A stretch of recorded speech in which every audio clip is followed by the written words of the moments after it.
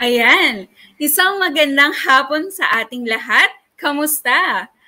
Na-miss niyo ba si Tutor Rona? Ayan, halika na, maghanda para matuto tungkol sa ating kasaysayan. Para sa araw na ito, halina't magsimula tayo.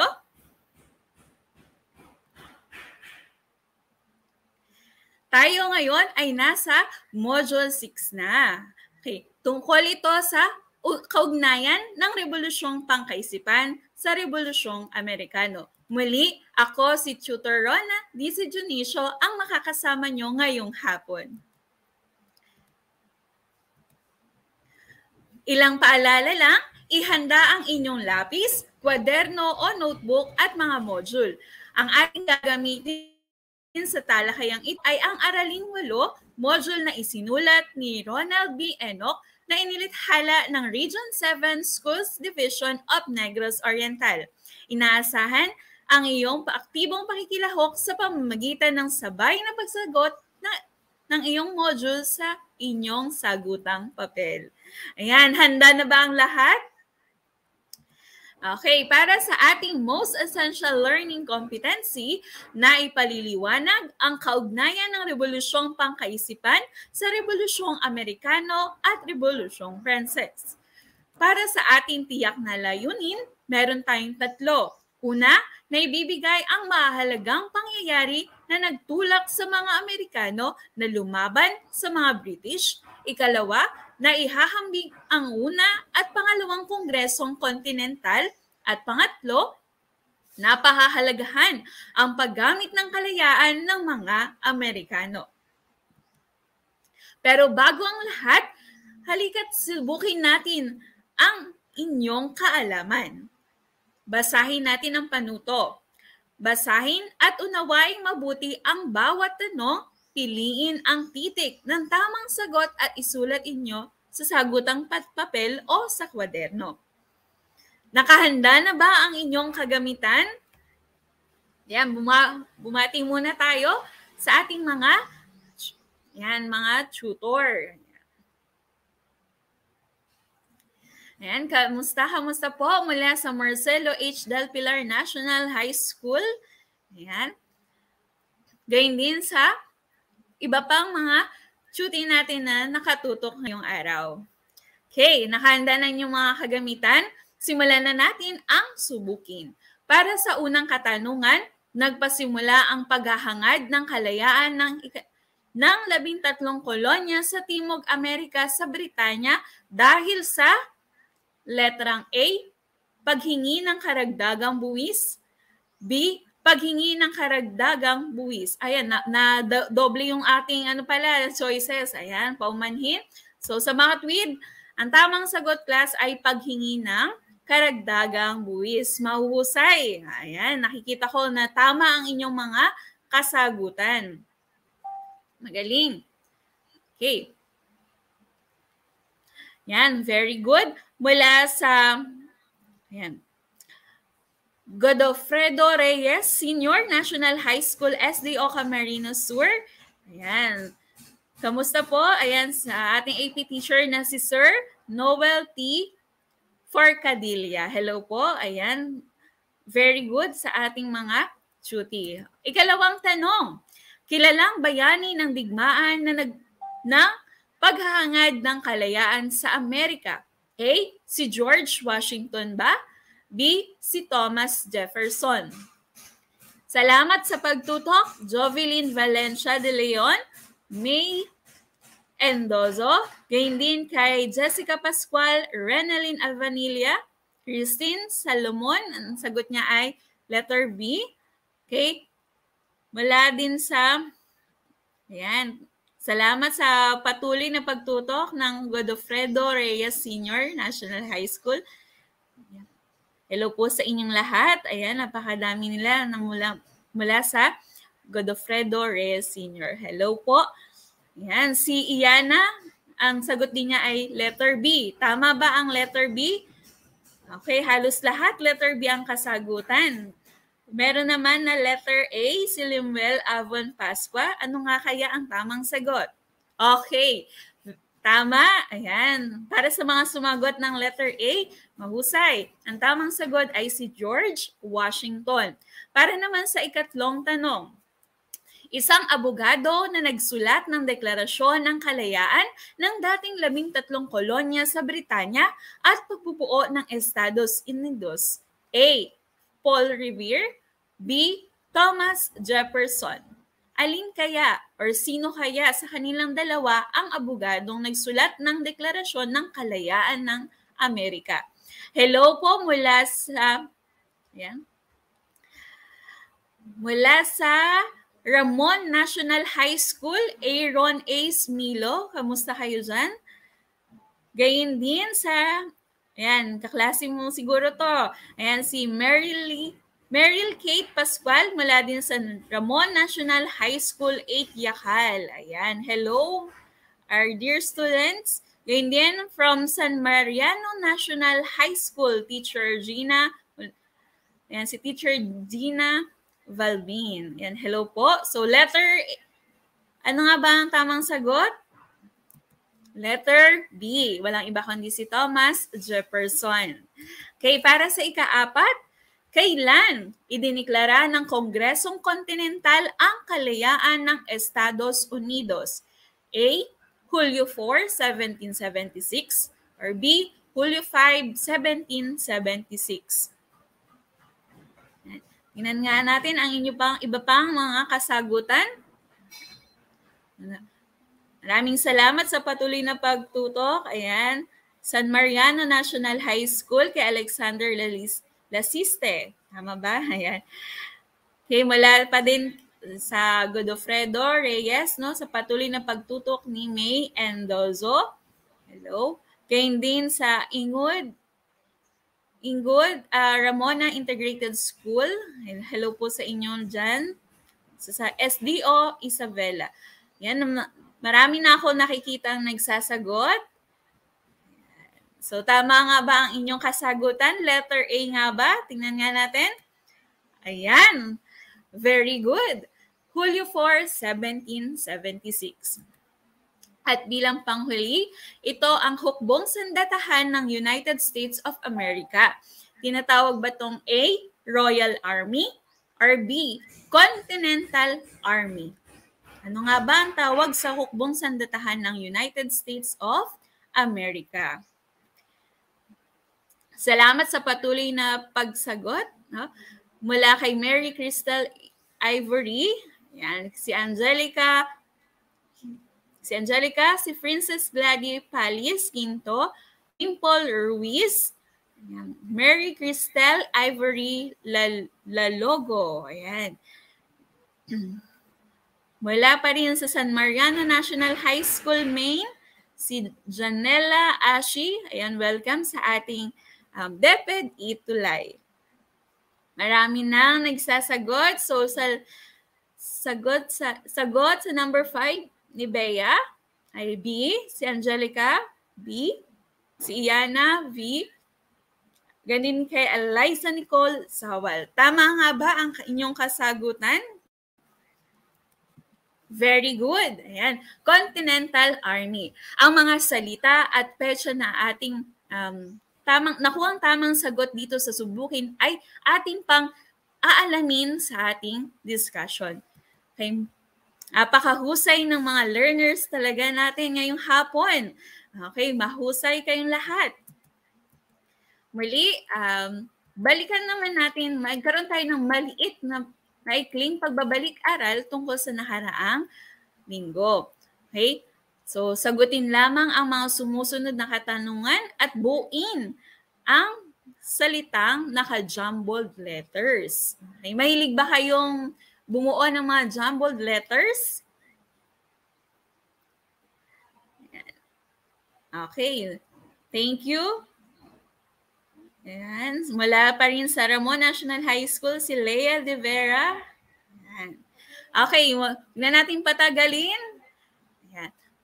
So, let's rumble and jumble. Number 1, ito ay pangkat ng tao na naniniwala na ang katwiran ay magagamit sa lahat ng aspeto ng buhay.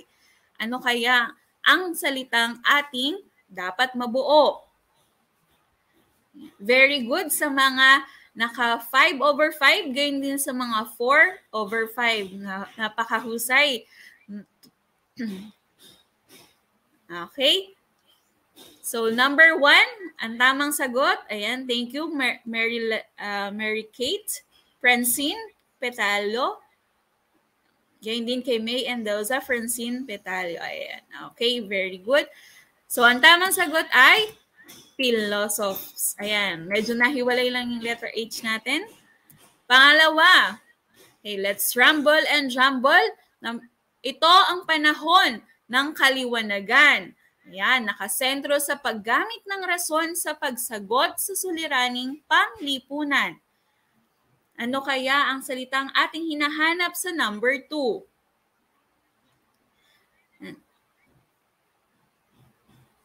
Salamat sa patuloy ng pagsagot. Jessica Pascual, ayan, Mary Cristel Ivory, Jonella Ashi, Renelyn Avanilla.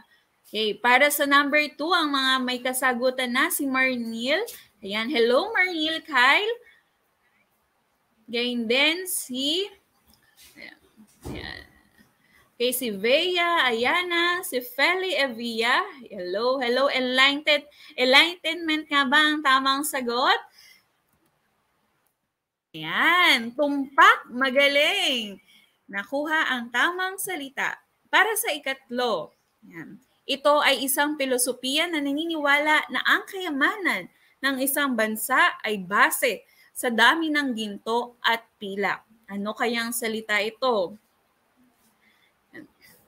Magandang hapon, Renelyn. Ayan, si May, si Christopher, si Limuel, Pasqua, si Sigrid. Hello po sa inyong lahat. Mula pa rin sa, ayan, Godofredo Reyes Senior National High School. Hello, hello po sa inyo sa Camarines Sur. Ayan, sagot ni Katlea Soriano, merkantilismo. Gayon din kay Lea De Vera at Kerubin, merkantilismo. At halos merkantilismo na ang aking nakikitang sagot. Mahusay, tama ang inyong kasagutan. Para naman sa ika-4, ang naniniwala at nagpalaganap na ang lupa ang tanging pinagmulan ng yaman o nakakatulong sa pagyaman ng isang bansa. Ano kaya ang salitang ating hinahanap? Yan. Salamat sa patuloy na pagsagot. Ayan, Marniel, Princess, Mary Cristel, Althea Gwyneth. Maraming salamat. Para sa ating ika-4 na kasagutan, walang iba kundi ang tinatawag nating physiocrats. Ayan. At bilang panghuli, ito ay filosofiyang pang-ekonomiya na naniniwala sa malayang kalakalan at pag-angkin ng mga ari-arian. Ano kaya ang ating salitang hinahanap? Tama sa number 4, si Iana Marilit. Ayan, very good. Christopher, very good. At lahat ng sumagot ng physiocrats sa number 4, napakahusay nyo. Okay? Dito naman sa ating panghuli. Okay, walang iba kundi ang salitang ayan, French word kasi ito ng class. Ayan. Hindi siya laissez-faire. Ang tamang basa sa kanya class, pakatandaan natin ay laissez-faire. Ayan, medyo ulitin natin, no? Laissez-faire. Ayan, ang tamang bigkas sa salitang ito. Okay, tama ang iyong kasagutan, Iana. Kaya din kay Katlea Soriano. Humahabol din si Mariel Mendoza. Okay, very good. Napaka-amazing learners nyo. Okay, wag na natin patagalin. Ayan. So, tuklasin natin. Okay, tingnan nga mabuti. Suriin ang larawan at sagutin ang mga tanong na ibibigay ng ating tutor ngayong araw. So, meron ba kayong 500 pesos sa inyong mga wallet? Ayan. O kaya humiram muna ng 500 pesos kay nanay at tatay upang masigit nating masuri ang larawan. At kung wala naman tayong ganitong halaga, tumingin na lamang sa ating presentasyon. Okay, so kung meron na kayong hawak na 500 pesos, pakitingnan itong ibabang bahagi na ito. Nakikita ba ang mga larawan? Ang larawan na nandito sa ibabang bahagi? Okay, very good. Ano nga ba ang pangyayaring matatagpuan natin sa 500 pisong ito? Maaari bang pakilagay sa ating comment section? And hello, Leia De Vera, Kathleen Suriano. Ayan. Ganyan din kay Janry Kalumba mula sa Gutad National High School. Hello, Janry. Ayan. So, Mary Cristel. Ayan. Limuel. Angelica Hulba.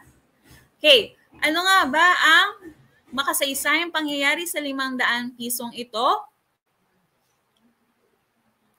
Walang iba kundi Siyempre, ang People's Power Revolution na naganap noong ika-25 ng Pebrero taong 1986.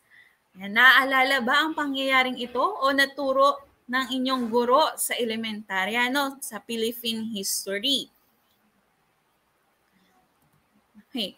Ikalawang katanungan, sa iyong palagay, bakit humantong sa ganitong uri ng kaganapan ang Pilipinas? Maaari bang magbigay ng maikling paliwanag sa ating comment section? Ayan, thank you, Marniel. Tama ang inyong mga kasagutan. Katlea Soriano, People's Power Revolution. Okay, very good.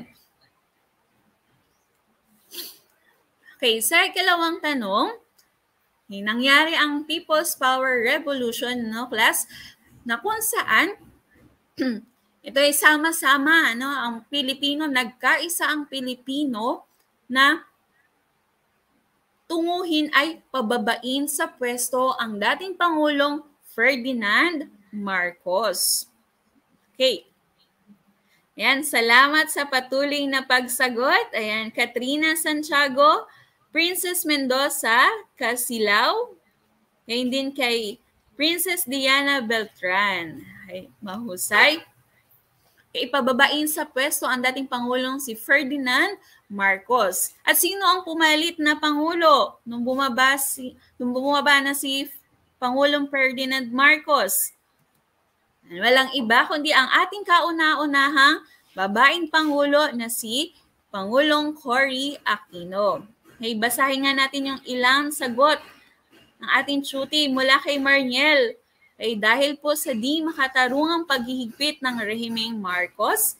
Thank you, Marniel. Gayon din kay Christopher. Dahil sa marami pong paglabag sa karapatang pantao sa panahon ng panunungkulan ni Pangulong Ferdinand Marcos. Gayon naman kay Katlea Soriano. Ayan, pababain po sa pwesto ang dating Pangulong Ferdinand Marcos. Okay? Maraming salamat sa mga patuloy pa nagsasagot. Ayan, thank you. Ngayon, dahil nga ang ating aralin ay tungkol sa Rebolusyong Amerikano, ano nga ba ang kaugnayan nito sa ating aralin? Pero bago ang lahat, ano nga ba, class, ang salitang revolusyon? Ito, class, ay mula sa salitang Latin na revolve na nangangahulugang pag-ikot o pagbalik.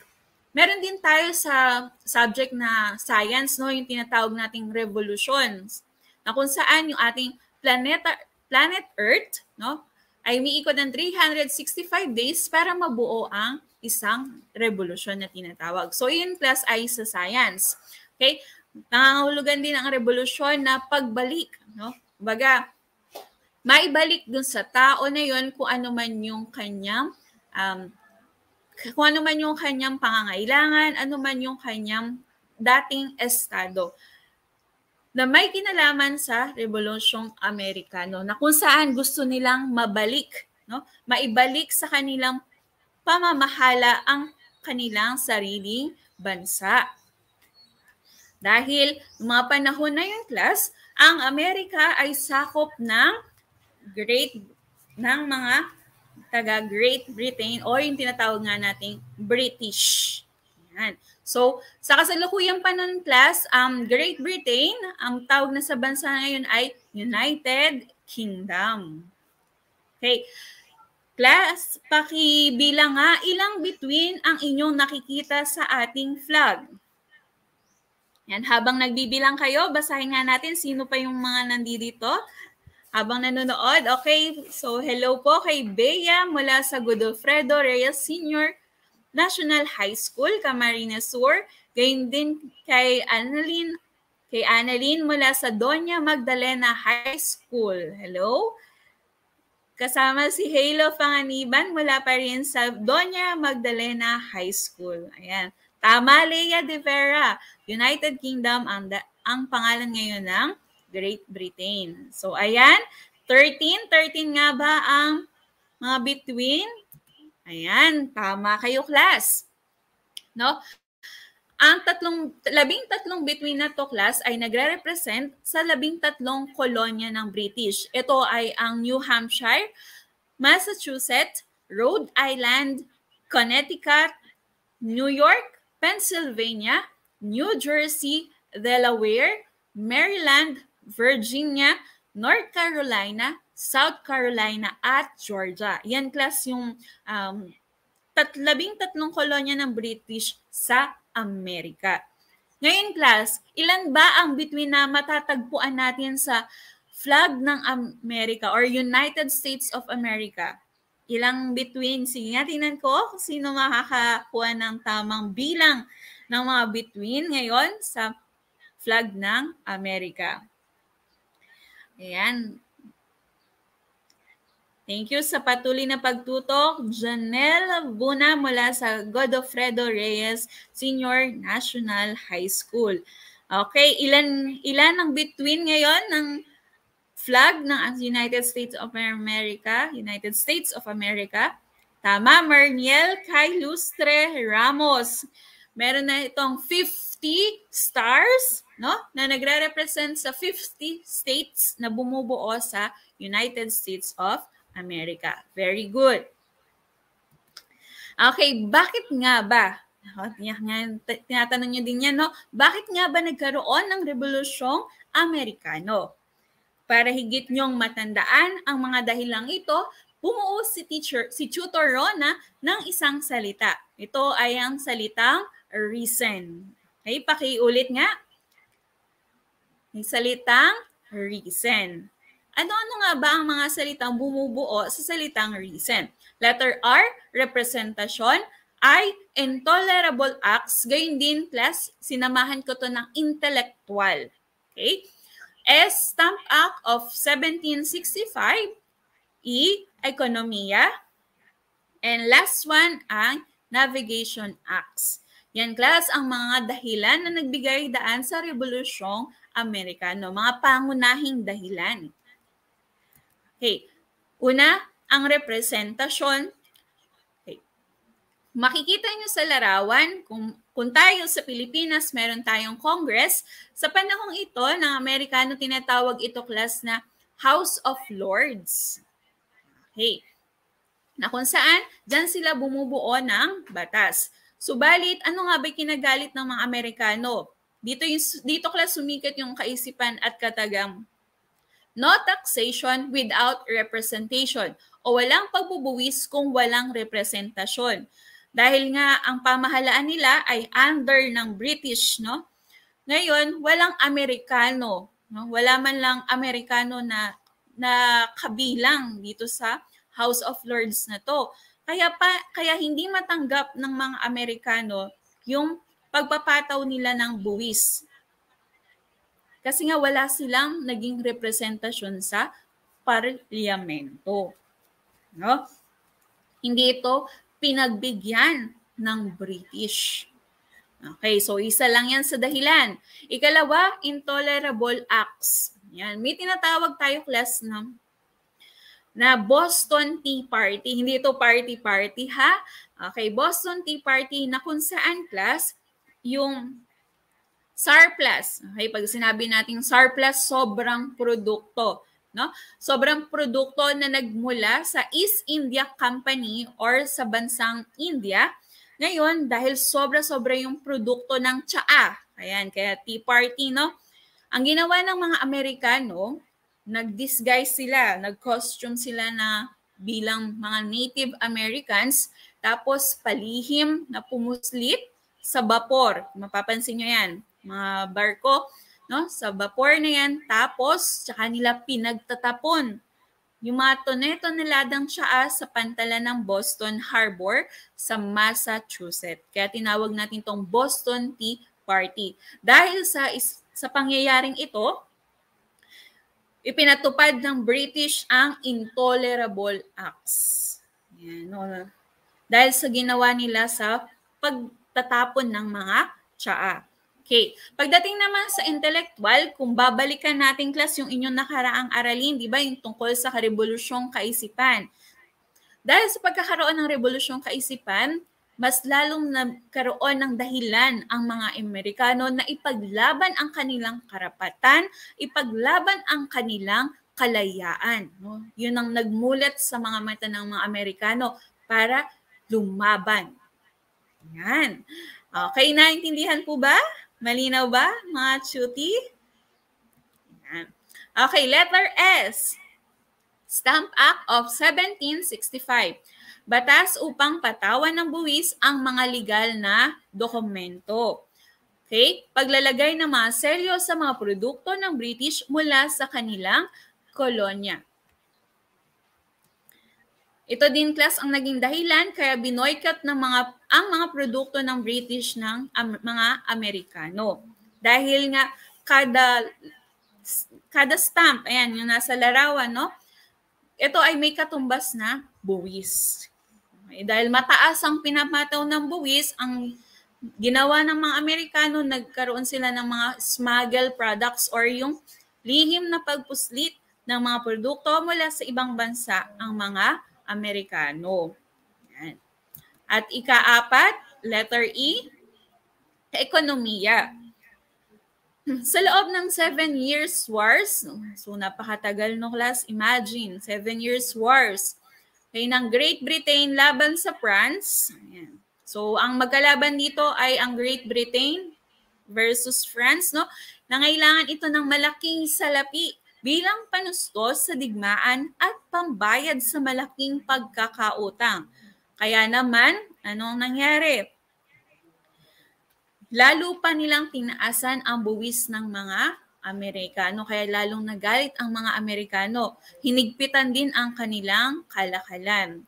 Kaya ang tendency class, dahil sa nangyaring digmaang ito, bumagsak ang ekonomiya ng Amerikano, ng mga Amerikano. Okay. At dahil nga sa paghihigpit sa kalakalan, naisulong itong batas na tinatawag nating Navigation Acts, no? Na kung saan ang mga Amerikano ay maaari lamang bumili ng mga produkto sa bansang Great Britain. Kaya naman talagang ang mga Amerikano ay nagkaroon ng dahilan upang ipaglaban ang kanilang kalayaan. Okay. Muli nga class, ano nga ang mga dahilan sa pagkakaroon ng Revolusyong Amerikano? Tandaan, ang reason are representasyon, I, intellectual or intolerable acts, S, Stamp Act, E, ang pagbagsak ng ekonomiya, at letter N, navigation acts. Okay, malinaw ba yun, class? Okay. Dahil sa mga dahilan na to, no, sa katunayan, marami pang pangyayari. Ayan. Isa-isahin natin. Ayan, kanina nabanggit ko na ang Stamp Act of 1765. Nagkaroon pa ang British ng Declaratory Act, no, na kung saan class ang hari ng Britanya ay walang karapatan ng Amerikano na tumutol sa kahit anong batas na kanyang ipapatupad. Yan yung Declaratory Act. Okay. Sa Townshend Revenue Act naman, nilagyan ng buwis ang mga produkto katulad ng salamin. Yan. Kaya naman, labis na nahihirapan yung mga Amerikano. Ayan ang Boston Tea Party, nabanggit na natin kanina.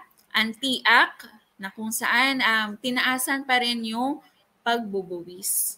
At last one ay ang Boston Massacre, na kung saan may 5 Amerikano na napatay yung mga sundalong British.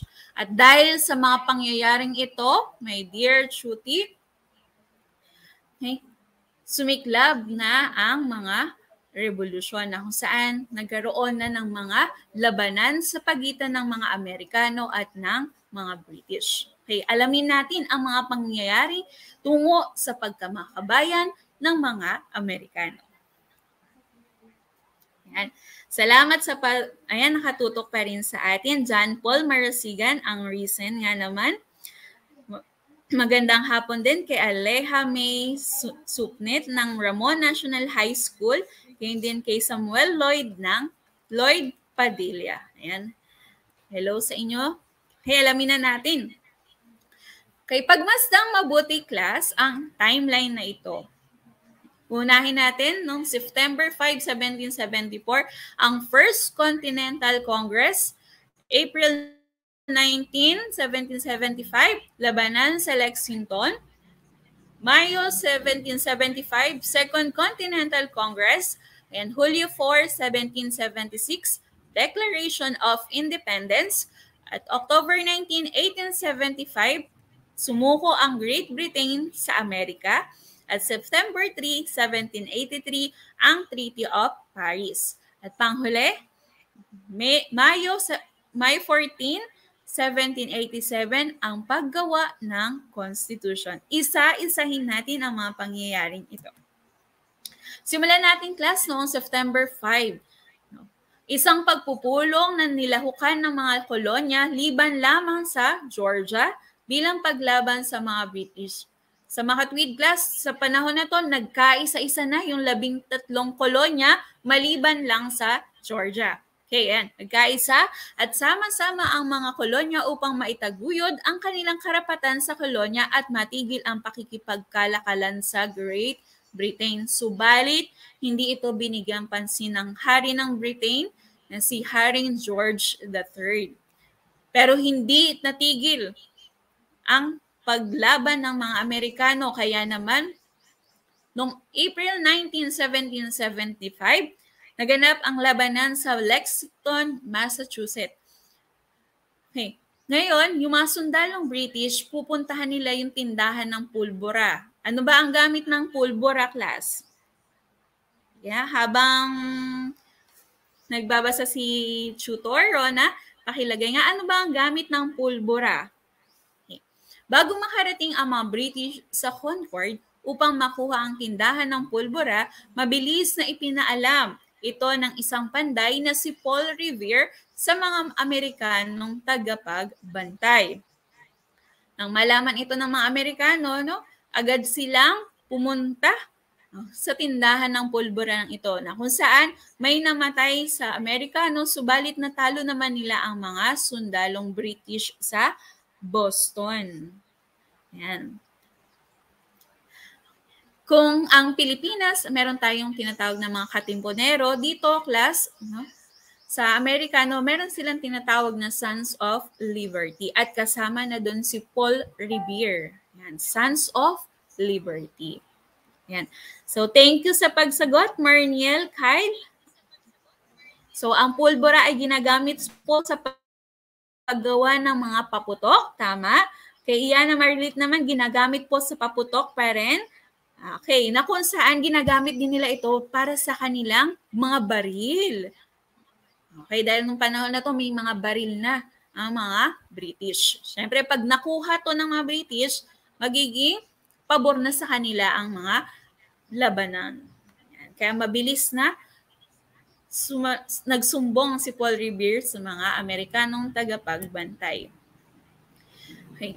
Pagdating naman ng Mayo 1775, nabuo ang Second Continental Congress na kung saan bumuo ang kolonya ng mga hukbong sandatahang lakas na tinawag nating Continental Army.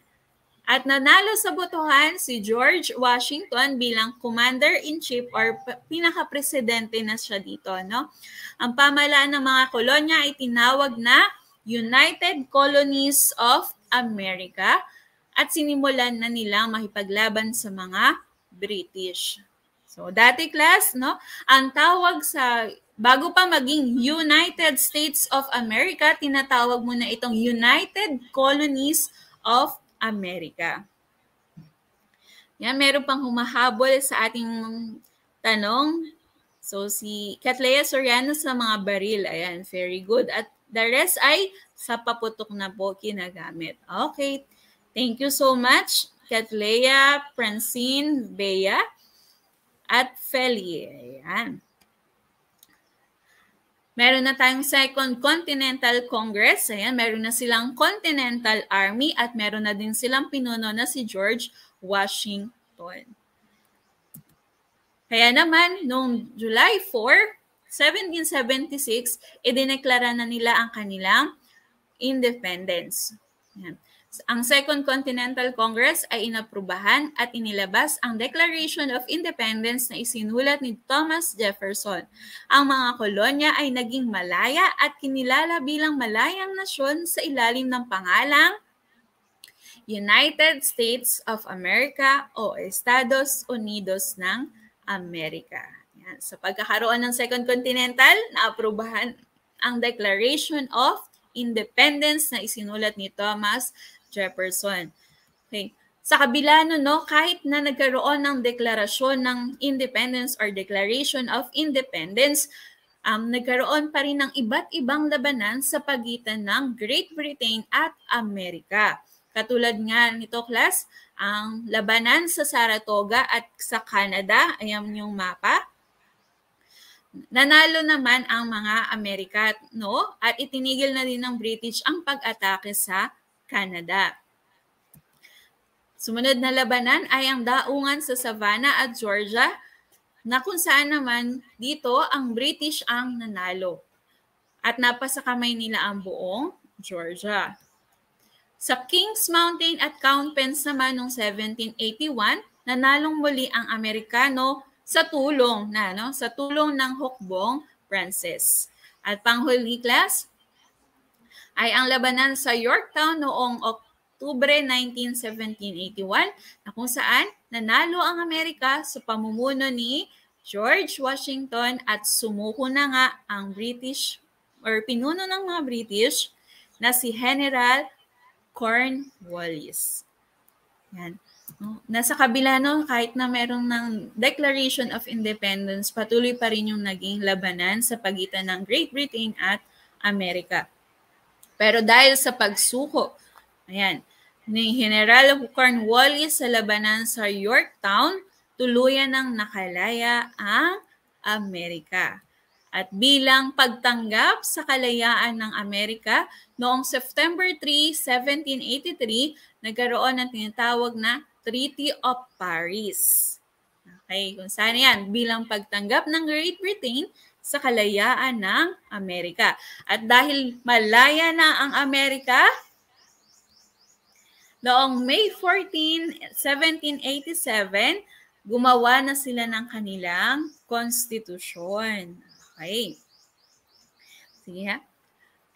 Ano-ano nga ba yung mga konstitusyon din na meron dito sa atin sa Pilipinas, class, bago tayo tuluyang mahalaya sa ating mga mananakop? Maaari nyo bang ilagay yan sa ating comment section? Naalala nyo pa ba ang mga konstitusyon sa ating Pilipinas? Salamat sa patuloy na pagtutok, Bea Ayana from Godofredo Reyes Senior National High School. Kaya din kay Francine at Iyana Marilit. Isama na rin natin si Jerome mula sa Godofredo Reyes Senior National High School. Yan. Salamat sa patuloy na pagtutok. So, May 14, 1787, class, binalangkas ang konstitusyon sa Philadelphia, Pennsylvania, kasama ang 12 dating kolonya. Kabilang sa mga nagbalangkas ng konstitusyon ay si George Washington, Benjamin Franklin, Alexander Hamilton at James Madison na mga kilala at prominenteng delegado. Si James Madison ay kinilala bilang Father of the Constitution o Ama ng Constitution. Ganon, class, no? Kapag lumaya ang isang bansa, magtatatag ito ng sarili niyang konstitusyon or gagawa ng sariling konstitusyon bilang pagpapatunay na meron na silang sariling pamahalaan. Okay. At bilang pagtatapos, isa sa mga sumikat na simbolo sa panahon ng Rebolusyong Amerikano class ay itong tinatawag nating join or die, na kung saan makikita nyo dito yung initials ng mga kolonya na ginawa ni Benjamin Franklin. Naalala ba siya? Isa sa mga bumalangkas ng konstitusyon ng Amerika, na kung saan sa ginawa niyang ito, nagpapakita ng kailangang pagkakaisa ng 13 kolonya upang makamit ang tunay na kalayaan laban sa mga British. Sang-ayon ba kayo sa sinabi ni Benjamin Franklin? Ilagay nga sa comment section. Sa nangyaring ito, pagkapanalo ng mga Amerikano laban sa Great Britain, hinangaan ng buong mundo ang mga Amerikano dahil kilala ang Great Britain bilang pinakamalakas, pinakamakapangyarihang bansa na merong malalakas na sandatahang lakas. Ay malinaw ba ang ating naging aralin tungkol sa Rebolusyong Amerikano? Mag-send nga ng heart sa ating comment section. At bago tayo maghiwa-hiwalay, magkaroon muna tayo ng munting gawain. Tinawag kong itong History Picks. Ayan, magkaroon muna tayo ng tour. Pwede nyong iscan yung QR code na ito kung gusto nyo kung gusto nyo magsagot sa inyong cellphone. Ayan, thank you Lea De Vera sa napakaraming hearts. Ayan, thank you Katlea Soriano, Francine Petalio, gayon din sa iba pa nagsasend ng hearts. Thank you na tunay nga na kailangan at mahalaga ang pagkakaisa. Thank you Bea, Parniel, Valerie, at Nicole. Okay. Ayan. Ano kaya ang larawan na ating mabubuo dito sa ating jigsaw puzzle? Maaari bang pakilagay sa comment section anong larawan o anong lugar ba ito? Anong tawag sa lugar na ito? May nakapunta na ba rito? Okay. Thank you sa patuloy pa rin na pag-send ng hearts. Ayan, Iana Marilit, Bea, Lea Limuel, Katlea Soriano, Mary Cristel. Walang iba, ang lugar na ito ay matatagpuan natin sa South Dakota sa Amerika. Tinatawag itong Mount Rushmore. May nakapunta na ba rito, class? Okay. Ngayon naman, sino nga ba ang gumawa, lumikha ng Mount Rushmore sa likod nito? Okay, walang iba kundi ang sikat na sculptor na si John Goodson de la Motte Verlume. Siya ang nanguna sa paggawa ng mga eskultura sa Mount Rushmore. Okay, tinawag itong Mount Rushmore dahil sa nakatuklas ng bundok na ito ay walang iba kundi si Charles Edward Rushmore. Na kung saan nga, ayan, ito ngayon ay tourist landmark sa Amerika. Ayan yung ilang mga larawan. Okay, sino-sino nga ba yung mga nakaukit na mukha sa Mount Rushmore? Ito ay sina George Washington, ayan, Thomas Jefferson, Theodore Roosevelt, at si Abraham Lincoln. Ayan, kinikilala nating. Ay, wait lang ma'am. Natapos na po. Okay, so nakilala na natin ang mga tinatawag din itong 4 founding fathers ng Amerika. Okay. So, bilang panghuli, class, ayan, tukuyin kung sino ang nasa larawan sa pamamagitan ng pagpili ng letra na nasa kahon. Okay, unang larawan, sino nga ba ito? A, si John Goodson, B, Thomas Jefferson, C, Abraham Lincoln, D, George Washington, Theodore Roosevelt, at George Bush. Yan. Ayan, ang sagot ni Lea de Vera ay Abraham Lincoln. Tama ba?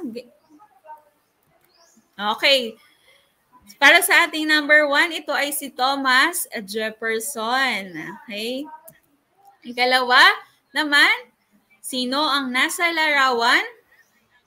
A, B, C, D, E, or F? And so, time's up. Yan, time's up, time's up. Number 2, ang tamang sagot ay si letter D, George Washington. Ay mahusay sa mga lahat na nakakuha ng tamang sagot. Para sa ikatlo, sino naman ang nasa ikatlong larawang ito? A, B, C, D, E, or F? Okay, time's up. Ayan, wala ng oras. Tamang sagot ay letter E, Theodore Roosevelt. Okay. Thank you sa patuloy na pagsagot, Mary Cristel, Vea, Mark Anthony, at Alfra. Okay. Bilang panghuling katanungan na gusto kong pag-isipan nyo, no? Sa inyong palagay, saang aspeto natin maaaring maihalintulad ang Rebolusyong Amerikano sa mga rebolusyong naganap dito sa ating bansa? Paano natutulad, no, sa mga rebolusyong naganap sa ating bansa? At bilang panghuli, Tutor Rona sayings. Well, ito yung aking natutunan, no, tungkol sa Rebolusyong Amerikano na maaaring maging matagal, mahirap at nakakapagod ang ating pagdaraan ng proseso upang makamit ang ating pangarap at magtagumpay. Huwag kalimutang pwede tayong mahinga saglit, huminto saglit, pero huwag na huwag tayong susuko. Ayan. Maraming salamat ating mga mag-aaral. Muli, ang huli kong pananalita, magmasid, magsaliksik, at matuto sa ating kasaysayan. Magandang hapon sa inyo. Paalam. See you next week.